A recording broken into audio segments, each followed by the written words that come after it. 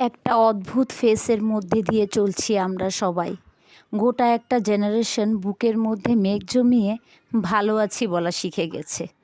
School, college, office ব্যাগের ভার বহন করতে করতে মনের ভার বহন করা শিখে গেছে। নিজের সমস্ত না পাওয়াগুলোকে চার দেওয়ালে বন্দি করে হাসি মুখে দরজা খোলা শিখে গেছে। কেউ কেউ তো আবার কে এলো কে গেল সেই সব কিছুর পেছনে ফেলে কে থাকলো তার পেছনে ঘোড়ার মতো ছুটছে। কেউ বা কয়েক বছরের বাসি পুরনো স্মৃতির ঢেকুর তুলছে। কোনো কিছুতে কষ্ট পেলে এখন আর ঝগড়া করে না। ভীষণ রাগ হলে এক ঘুষিতে সমস্ত রাগ উগরে দেয় না।